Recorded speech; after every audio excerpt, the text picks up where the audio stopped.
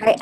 Good afternoon, everyone. On behalf of all the Barnabas chapters, we just welcome you guys today on our training with Sheryl Koning. She will be talking on building partnerships and the need for negotiation. Just a little bit about Sheryl. She holds a bachelor's degree from Northwestern University and has over 25 years of business experience as a consultant in the CPG and retail industry and management at the Quaker Oats Company and Walgreens. Sheryl's expertise is organization development to include instructional design, competency definition, and curriculum design and program management. She has worked with senior management to entry-level employees, and we're just so happy to have you with us today, Sheryl. Thank you so much. And before we start, let me just pray for our time, and we'll get started. I'll hand it off to you. God, Lord, thank you so much for just this time and space, Lord, that we can just gather and listen to just the experience and expertise that Sheryl is going to share with us today. Thank you for just the experience and just the path that you have taken her through her life, and just how you will be using her, Lord. So thank you for just her being here, and thank you for the ministries and organizations as well. And I just pray that this time would be pleasing to you, Lord, and that we would be able to just glean so much from this time together. In your son's precious name, amen. All right, Sheryl, thank you. I know that you have your slides up currently right now, so I'll just hand it off to you. Great. Thank you, Donna. I appreciate it. Today I'm going to talk about building partnerships and the need for negotiation. One of the things I want to mention as we get started is when people think of negotiation, they tend to think about big negotiations, like multi-million-dollar negotiations. But we negotiate on an almost everyday basis. And so some of the things we're going to talk about today will help us, whether we're in a meeting negotiating who's going to do what, or whether we're using large negotiations. The whole point is, how do we build partnerships and build relationships? I'm going to cover 3 topics. The first one is mindset. The second is strategy or plan for the negotiation or meeting, and then the steps that you take. So mindset, why am I even talking about it? Well, one of the things that has happened is, you'll see up on a screen is the definition, right from the dictionary. It's an attitude or disposition or mood, and it's an intention or how we do things. And there's been a lot of research on how mindset actually impacts students in learning. It impacts in people in business and how they go about doing things. And so as we think about our approach or our mindset, it tends to set the tone for how we work with others, how we react to others, and what's going on. So the key we're really looking at is, how do we build trust and long-term relationships and partnerships that are going to benefit both parties. So there's 3 levels of mindset that I want to talk about. There's the competitive mindset, the neutral mindset, and the collaborative mindset. Now, I'm going to go through each one of these, and I will tell you that there are times people have used all 3 in business, and when you do, you need to know if you're going to use one or all of them. You need to know the pluses and minuses so that you know what you're doing when you're using that mindset. The first one is competitive, and that is, no matter what I do, I'm going to win at all costs. I'm going to win. I don't really care about you. I want you to know that I won. The downside of that approach is a loss of respect. It destroys the relationship, and it sets up kind of an adversarial relationship. And people, if you're going to use it, you need to know that the next time you meet that person, they're probably going to come back at you with the same relationship.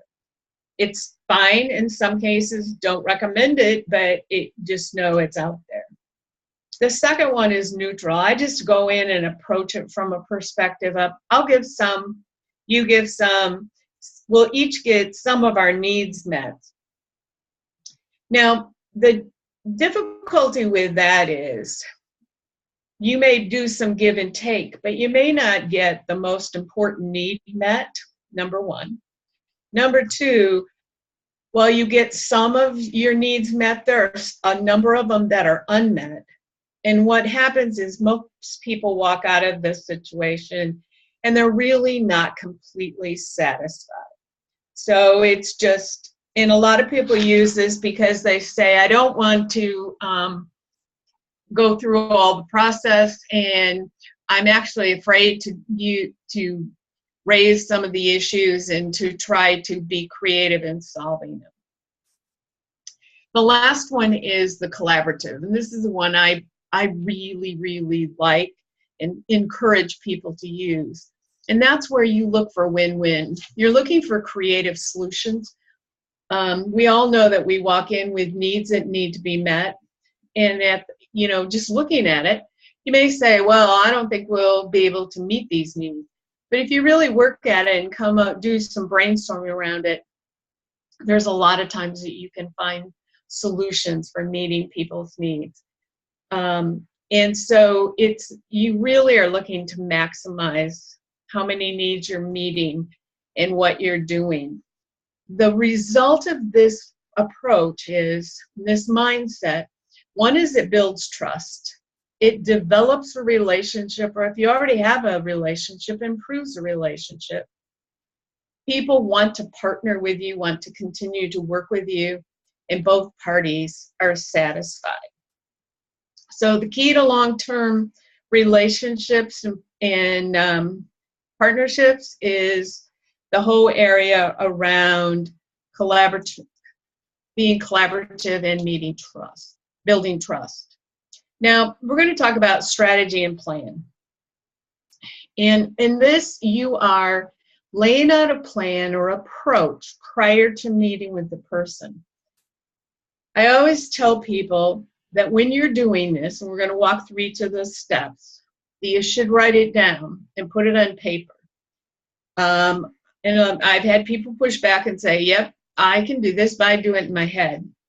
And you can easily do it in your head. But there's a benefit to putting it on paper, because when you see it in black and white, it kind of helps solidify things. It allows you to review it. It allows you to modify things. So the first thing is the goals, then the needs of the other person, and build option. So we're going to talk about each one of these. The first one is goals. So if I'm going into a meeting or a negotiation, what is the outcome that I want to have coming out of that meeting? What am I looking for from a result? And what is the other person looking for from a result? So understanding what I'm looking for helps me to determine my needs for that meeting so that I can share those with the other person. I put down minimum and maximum because, we have this ultimate goal of what we want, and we may want a lot of things, but we may not get them. But what is the minimum that we're willing to work towards, and then go back and try to get the rest of it? So putting that down is really important. So let me give you an example. If you're working with someone, let's say you're going to talk to a business person that you want to help with your ministry, the minimum could be that they would refer you to someone who could help you do some work, that they may know someone who's an expertise in an area. The maximum may be that that person would agree to actually do the work themselves, whether it's develop a marketing plan with you or work with you to do it. So you have a kind of a continuum of what is the minimum, what's the maximum that you're looking for. When I put down needs of the other person, I'm asking you to make some assumptions about what you think their needs are. this is all that, it's based on how much you know about the person. It's based on your interactions previously, and if you haven't had any, what industry, and what do you think their needs might be. And they have to be verified. And the one thing is you don't want to do is go into the meeting and say to someone, I think your needs are A, B, C, and D. I mean, think about it. How would you like someone come in and say, I think you need this, this, and this? It's not. But the reason why you're putting those down is so that you can begin to build options around what you can give to them. So it's a planning tool, and putting it on a piece of paper allows you to lay them out. Also, when you get in the meeting, you know that you built your options based on that list of needs. And when you ask questions and find out that they're entirely different, it's important to be able to notice that and see that. And that's why walking in with a piece of paper with a few notes about what they need is really important. The next one is building options. So why do I have you do that? Well, if you have a need and they have a need, you want to try to give them some things that address their needs. And so you're not going to be able to give them everything they want, but you may be able to package or give them certain things that have value to them and value to you. So let me talk about how do you do this.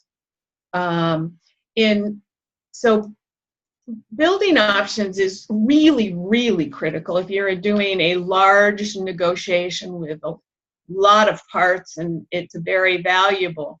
But it also can be used even in planning a meeting or in working through a meeting. You want to focus on what you can give to the other person to meet their needs. You need to think about what's the value of them, how will they help you build trust, how they help you build the relationship. What are the things that would add value to them? So you're taking that list of what you think their needs are, and you're making a list to go with it that looks at what are the things that you can give to address their needs.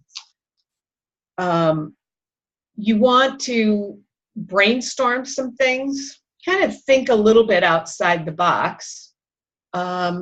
Maybe there's some things that you've used previously with other people that you can give them. People tend to, when they think negotiation, think money, and it's not money that people are always looking for. Some of the other things that people might be looking for, and I'll give you them, is respect, how you deal with them and treat them. It could be recognition. So if they're working on a project for you or giving their time to you, how can you recognize that so that some of their peers or people at the Barnabas meeting know that what they've completed and done for you? It might be you need it by a certain date, but they're not able to. They need an extension. Can you give them that extension? There are just a number of little things, if you think about it, that maybe they need that you can give them.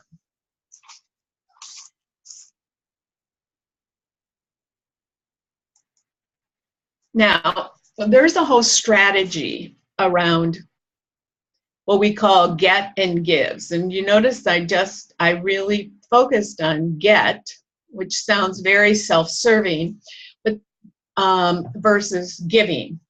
And the reason is this. We're going to talk about it in a little while, but you want to develop, so you've laid out now, brainstorm all these things that you can give people. You should really put them in a package. So if you put A, B, C, D, and E, you have 5 or 6 items. You might want to say, my first package, the ones that have most valuable are A, B, and C. But they might not meet that person's need. But if I package A with E and D, It has the same overall value as A, B, and C, but it addresses different needs.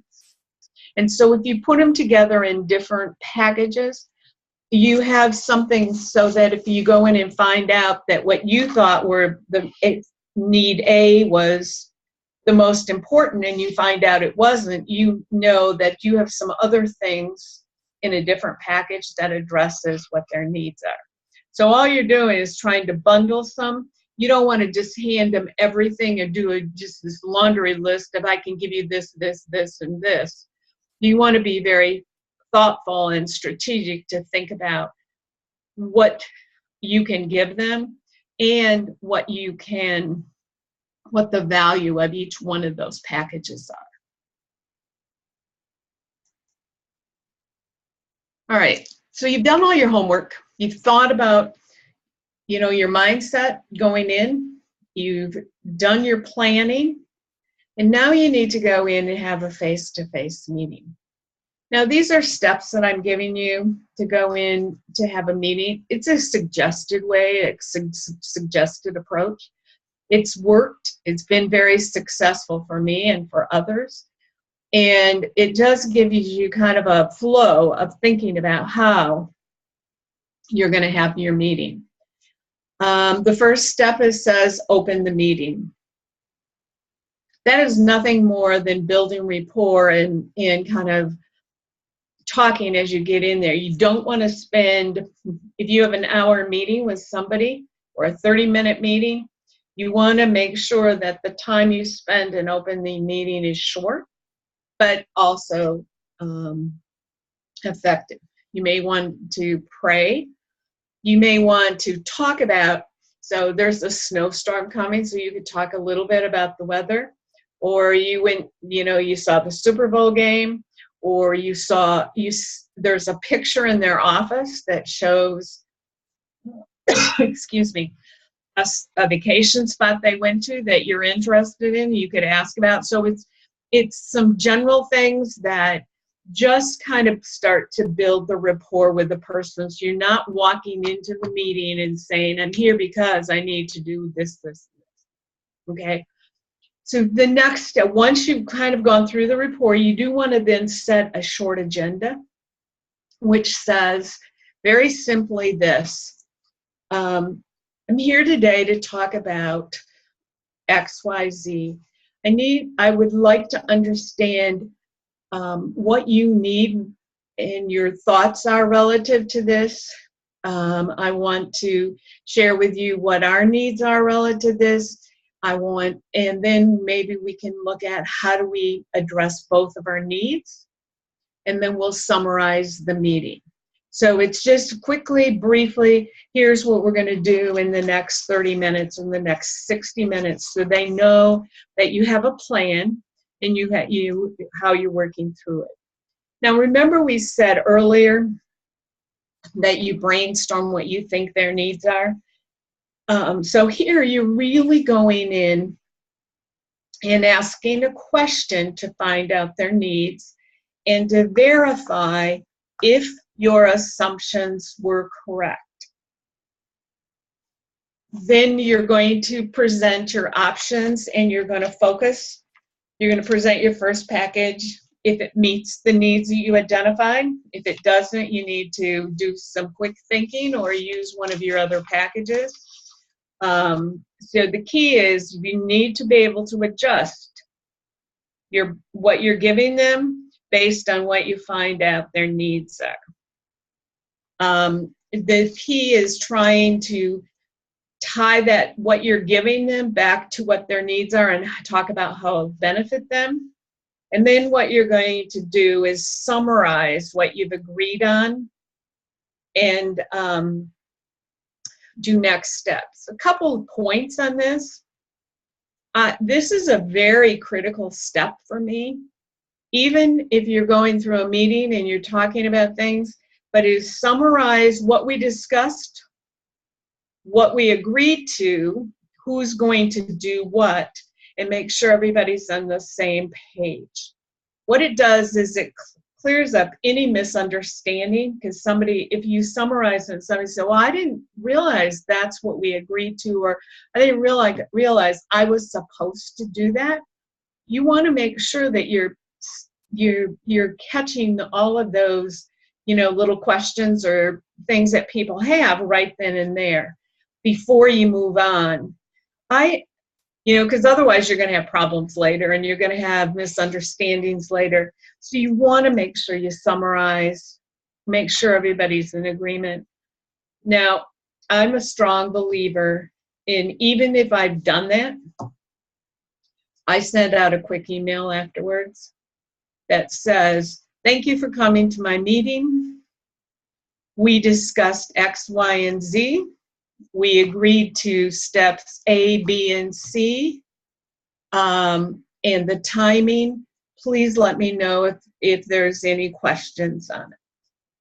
It's just very helpful to do. The second thing is, if you agree on timetables, if somebody's not a really good note taker, or they write it on a piece of paper and they lose that piece of paper, then they forget what time, when things were due and what you were expecting and what's such a date. So you're just making sure everybody has everything they need, okay? Now let's talk about identifying needs. So remember, that's one of the key steps, and you're really checking to make sure that what you made assumptions are, those are that you really know. So you're going to start by asking questions. And I'm going to go into these a lot deeper in a few minutes, but you're really going to ask questions. You're going to ask first broad, open-ended questions. Then you're going to ask more directive questions. Then you're going to ask confirming questions. It sounds like a lot. It's really not. So then you're going to use your active listening skills, and we'll talk about what that means. The directive questions are building the next question based on the response that they give. And you're going to, at the very end, when you think you've identified all the needs, the last thing you're going to say is, you're going to summarize and say, is there anything else? If somebody says, no, that's great, you captured it, fine, you move on to then presenting your solutions. But if somebody says, well, no, that's not right, you don't have you didn't understand it, or you don't have everything, then you know that you really haven't identified all their needs. And it's a great checkpoint to use as you're going through. So let's talk about the questions. Broad, open-ended questions. What it does is allows the person to focus the discussion on what's most important to them. So what happens is, let me see if I can give you an example.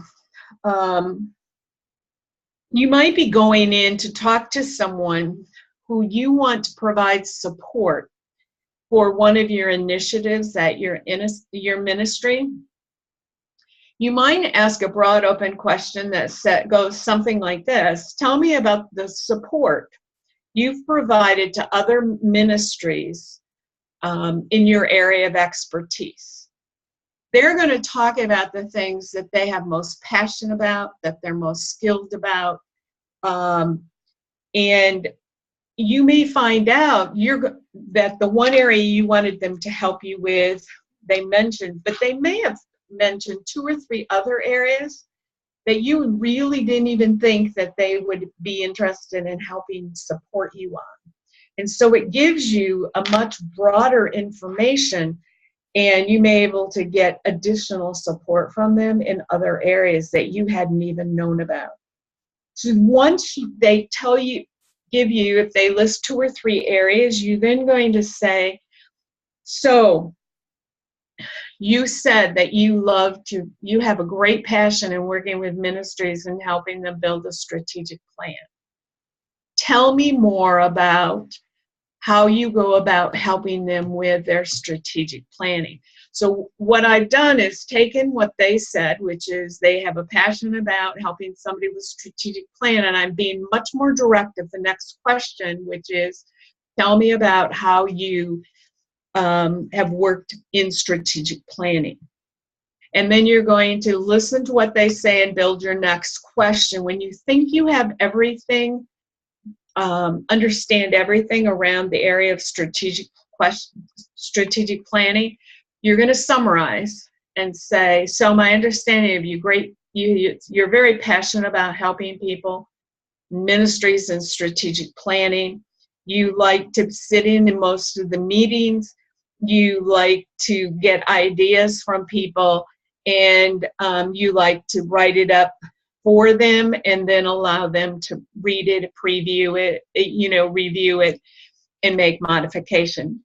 Is that correct? Now I'm asking a very confirming question because it's a yes or no answer, but at least I know I'm going to get a yes or no. So if they say yes, that's it, I know I have everything.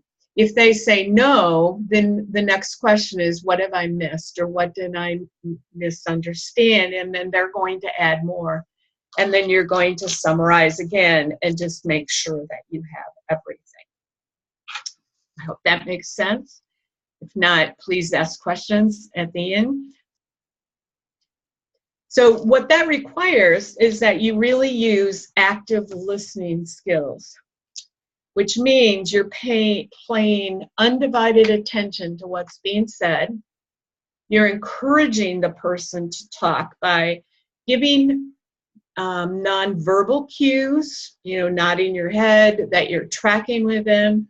You may go, oh, so a short verbal, something that encourages them, or by asking additional questions and then summarizing and playing back what they said, so that they know that you really heard them. This is a strong trust builder. People want to be heard and they want to be understood. And when you're able to do that by listening and playing back what they said, they really, really appreciate you, benefit from it, and you build trust with them. The other kind of listening skills you don't want to use, which is defensive listening, which is you're right away looking for anything that they say that you're going to go back and say, no, that's not right, this is what we do. You don't want to use those skills. You want to use the active listening skills and being able to move forward on that. Now, when you're first starting asking people generally about what they need, they're going to give you what we call, this is my attempt to draw an iceberg. But what happens with an iceberg, there's just a small portion of the iceberg that comes above the water, and all the other is down below underneath the water. So when you ask their first question around needs, people tend to give you what we call a positioning statement. It's kind of a very surface statement about what they do or what they like or what their needs are. The real needs tend to be below that positioning statement. So asking questions around, tell me more about that, to get at the real needs is really critical, because then you're going to hear what they're passionate about, what they like, their fears, their pain, anything like that, that allows you to know how you're going to help them. I mean, they may say something like, I really would like to help you, but I don't know if my manager would allow me to have that much time. And so that gives you, they need help in working with their manager to be able to support your ministry. So then you know that's one of their needs. So it's getting to that, the real reason behind their need, the why behind their need. I will tell you one thing about the word why. When you're talking to someone and you say to someone, why do you feel that way, or why is that a need for you? why can be taken in sometimes as an accusatory way. So I tend to not use it as why do you feel that way, which is more tell me about the reason this is important to you. And so it keeps it on a very neutral, general level so that people feel comfortable sharing. Once you've identified the needs, kind of looked at your list and said, oh, did I assume right? Did I not assume right? And which one of the things can I give and get that ties to the needs? You want to then share them. And you're going to share them like, if you will, so if you will help us with strategic planning, then I will do this, and this is how it meets your needs. The positioning is if you first, which sounds counter to intuitive to we've been talking about their needs and them first, but now we're saying if you give first, and that's the reason is if you and this is really for a strong negotiation. If you say, I'll give you this, this, and this, most people stop listening once they get their needs met. And they tend not to hear what you need, you know, what they need to give you. So if you say, if you will, most people's ears perk up and they're like, okay, what are they going to ask me for now? And what am I going to get for this? Okay, so that's the strategy. If you, then I, is how you want to position it. Once you've gone through this and you have a sense of agreement, then what you want to do is summarize. It goes back to that last step we talked about, is you're going to summarize, make sure everybody's in agreement, that you set timetables, any follow-up steps, make sure everybody's on the same page, and then the last thing you're going to do is send a note confirming it. So here's some summary points. You want to use a collaborative mindset to develop and or build your relationship. It's really important to plan and prepare for a negotiation or meeting. You want to verify any anticipated needs using good questioning skills and active listening. You want to use the get and give positioning. But the real key in developing and maintaining good relationships and partnerships requires collaboration and a focus on the other person. And we tend to always go in thinking about what we need and what we want to get out of it. And it's really kind of, even in the business world, is turning it around and looking at what does that other person need. Oh, you know, you're going to work to get both of your needs met, but you want to focus on the other person. Questions? Okay, thank you so much, Cheryl. I really enjoyed how everything is extremely direct and just wanting to know what are some of the things that us as an organization, what we need going into it, and also anticipating, and also always following up with a summary of what was talked about so that everyone is in agreement. Currently, everyone is on mute, so if you have a question, feel free to unmute yourself and ask, or if you guys have questions and you want to type it into the group chat, I can read those questions off to Cheryl. I know we have one from John Paul, and his question was, what are good questions people use to uncover the hidden needs? The good questions for me are, once someone's talking and they are going to share something. So if someone says, I'm passionate about something, or I'll use that one. If I'm passionate about strategic planning, or I'm passionate about helping ministries, my next question is, that's interesting. Tell me more about what causes you to be passionate about doing that. because I want to understand what's driving their passion so that I can get at their emotion in the piece. And it may be, well, I'm passionate about that because it's one of the things that my business wants us to do and I get recognized for. How do you get recognized for doing that? So it's all I'm doing is taking what they say and building my next question to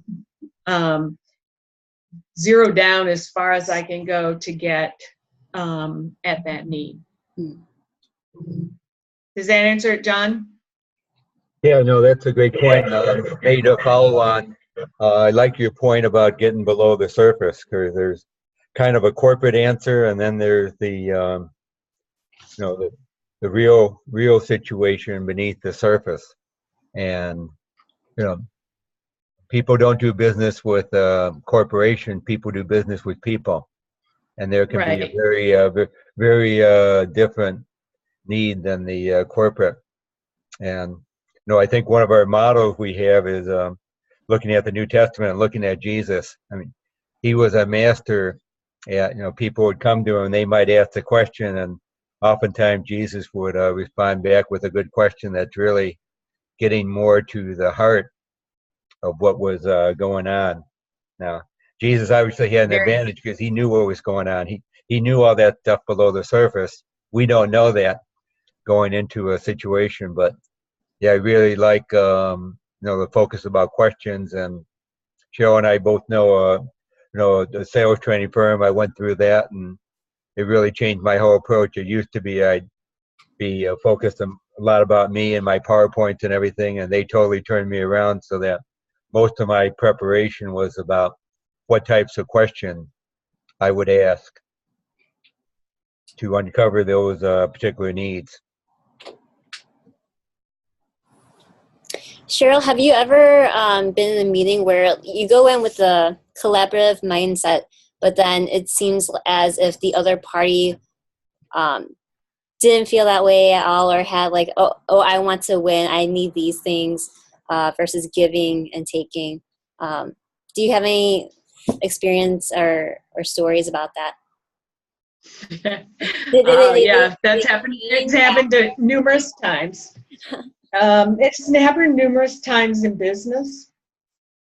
The piece that you have to, if you're going to keep a collaborative mindset, is the relationship. And there have been times where the person was in such a competitive, aggressive mode, and I had to make a decision to the extent that whatever they were asking for was so important to me that I was going to push back on it. And there were times where I would just give in. And then a couple days later, I would go meet with the person and say, in the meeting the other day, you were pretty adamant about what you were trying to get done. Would you tell me what was going on? And a lot of times what happened when I've done that, I find that they were under pressure from their manager, or something had just gone wrong. And so that their fear or whatever, their anxiety, it was playing out. And it actually was better for me to just give in at the point in time, because I could deal with it with my management, and then I could go talk to them later at a time when they were much easier, and they go, yeah, I'm sorry, I shouldn't have done that to you. I should have explained what was going on. So I'm building the relationship, but I just chose not to confront them at that point. Good point. Sometimes you have to do that. Yeah, I mean, I like your point about relationship versus transaction. And I think we all like to do business on an ongoing basis with people who want more of a relationship, and they just don't view us as a transaction to get one thing done. And but I like what Sheryl says about trying to kind of undercover what's going on. Maybe that individual is under pressure for by their company, by their boss, and so something may be driving them to behave that particular way, or maybe it's might be a time like this is a big impact on their bonus or on a promotion. So it's going to have a major factor in their performance. And so, like say, get it down to the personal level and find out what what's really going on, what's the real particular need there, because it might not be what you think. Did that help you, Donna? Absolutely. Thank you, Sheryl. Are there any other questions that other people might have, maybe in particular to their own organizations, or just questions about what Sheryl had brought up today?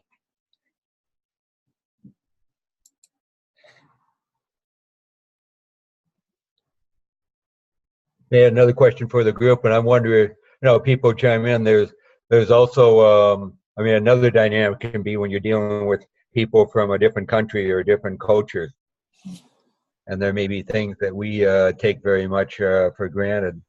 Like Sheryl said, which is something I would think always be a good idea, is to summarize and perhaps send something out after the meeting to make sure we're all on the same page. Yet, I think about one of the presenters, I think it was 2 years ago at the Global Leadership Summit, and she talked about cultural differences, and she talked about a situation where she was involved and she did something like that, and in that particular country, sending out follow-up notes, etc., they took it as a sign of mistrust, as if you don't trust us to follow through what we talked about in the meeting.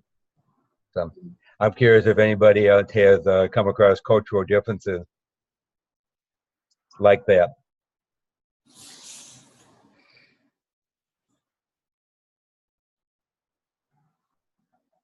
See, I think for our organization, for Reaches Global anyways, we deal with quite a few people abroad.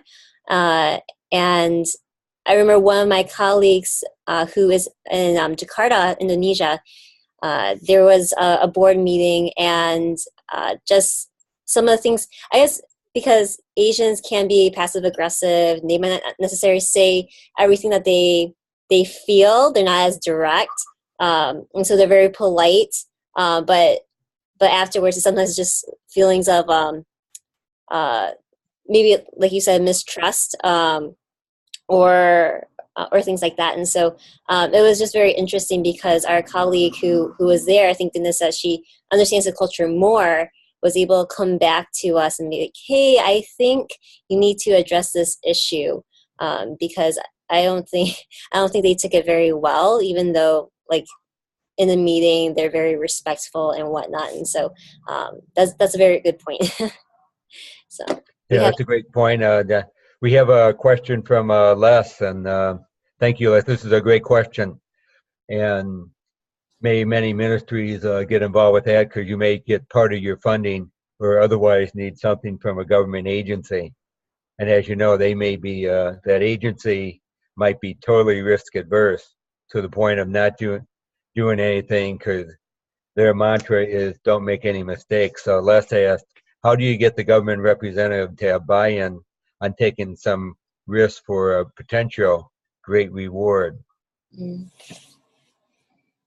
Yeah, that's a very tough question. I think it is they're going to be tied to what the government says, but you need to be able to, again, it kind of ties back to some of the things you talked about, John, on we don't do business with companies, we do business with people. So the more you can get it at a personal level, which is how can I work with you and what are the things that the two of us can do to help move this forward, they can become a great ally in helping you understand and kind of move through the government levels. That doesn't mean that they may buy in, but their next group of managers may not. So it's a tough one, but I think the more you can get it at a personal level and try to talk to that person about how can I help you move it forward, and how can I make sure I protect you, and how can I reward you for doing it, not dollar-wise, but recognition and benefit-wise. That way is how you're going to do it. It's still going to be tough. Liz, does that help? Great response and find it helpful. And like the thing is, you know, some people are motivated by reward, and other people are more, you know, fear is more of a driver for them.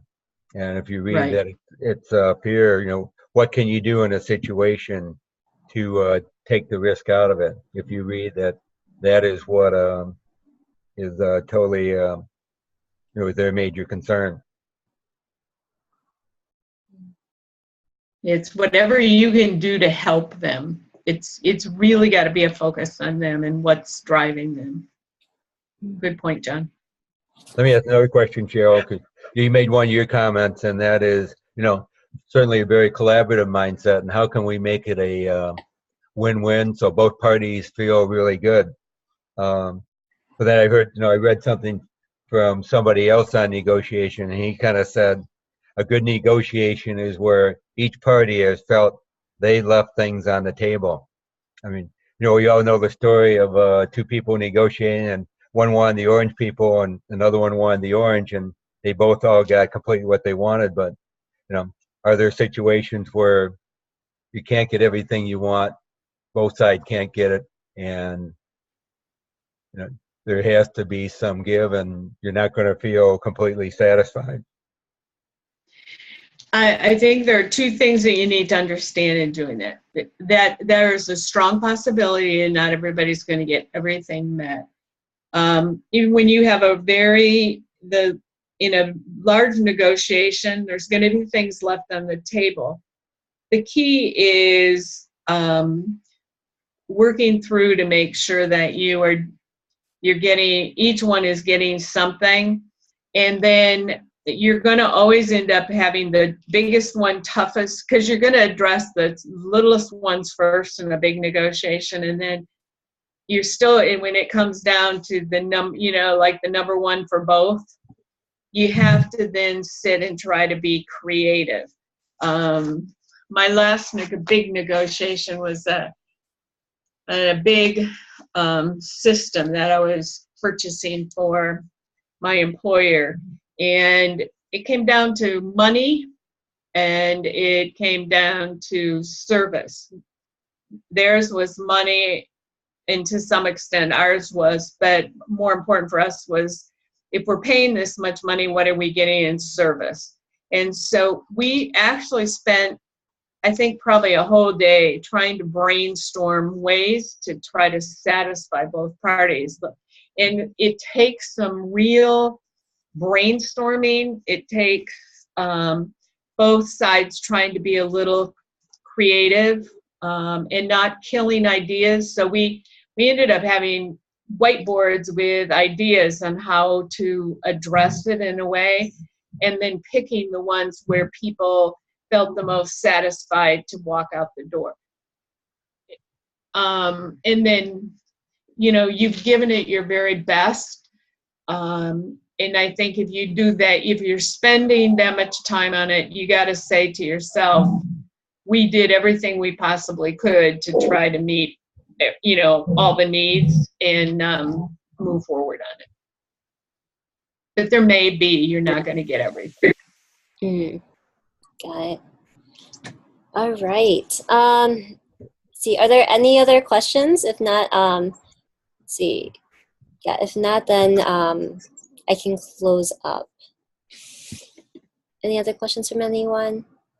I guess I would say one final thing, and it might be a question for everybody, since a lot of you are involved in ministries, and one of your biggest challenges is to how to persuade people to give money to your ministry, and they obviously have lots of people competing, who want to asking them for the same thing. So, has anybody found things that have really helped you to